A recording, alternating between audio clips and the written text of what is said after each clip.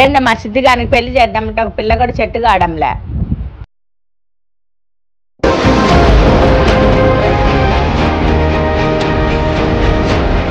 అమ్మ ప్రియా ఇలారా. ఆంటీ గారు వస్తున్నాను. హే మనం మళ్ళీ ఆడుకుందాం. ఈ పిల్ల సెట్ అయితేమో చూద్దాం. ఏంటి ఆంటీ గారు? బోర్ కొట్టింది, కొంచెం కూర్చొని మాట్లాడుకుందాం రామ్మా. సరే పదండి.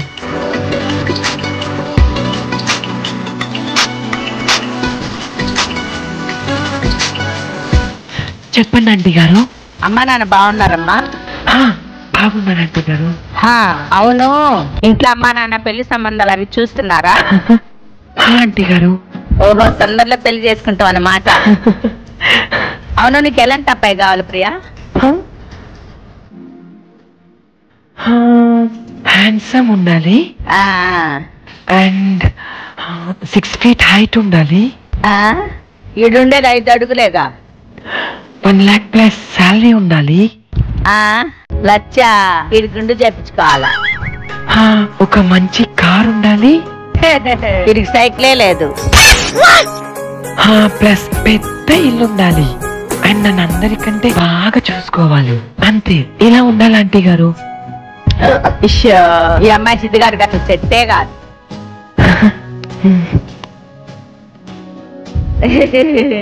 సుబ్బరామ్ అంకుల్, మీ నాయన పిలిచినాడు పోమ్మా. మీ నాయన పిలిచినాడు పోమ్మా. ఓకే ఆంటీ, వస్తాను మరి. అవును, మీ అబ్బాయి ఏం చేస్తుంటాడో చెప్పలేదు ఆంటీ గారు. వాడా అమ్మా, ఎండాకాలం కదా, కూలర్లు రిపేర్ చేసుకుంటాడు. ఓకే.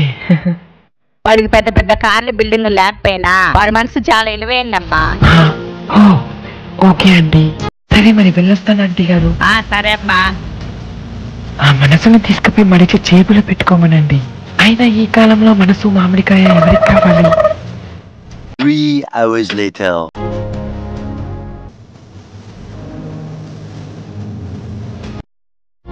ఒరే సిద్ధు, నీకు పెళ్లి చేసుకోవడానికి ఎలాంటి అమ్మాయి కావాలరా? నేను చెప్తా.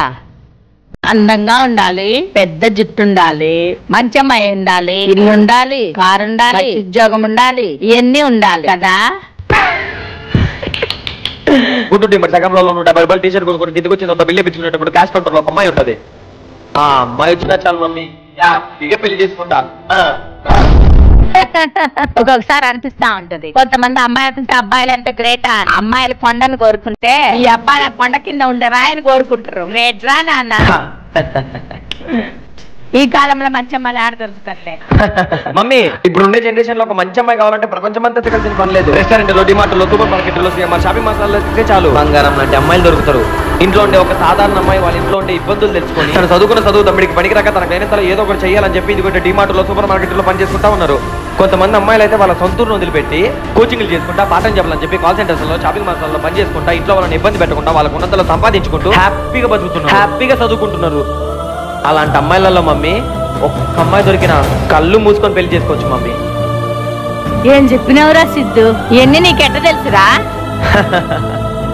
చూసినా మమ్మీ, ఇట్లా పని చేసుకునే అమ్మాయిల్ని నా కళ్ళారా చూసిన. అబ్బాయిలే కాదు మమ్మీ, అమ్మాయిలలో కూడా కొంతమంది కష్టపడతారు, కాకపోతే వాళ్ళ కష్టాన్ని ఎవరు గుర్తించరు అంతే. సో అబ్బాయిలకే కాదు అమ్మాయిలకు కూడా రెస్పాన్సిబిలిటీస్, కష్టాలు, కాకపోతే వాళ్ళకి ఐడెంటిఫికేషన్ ఉండదు. So please give respect to the women's.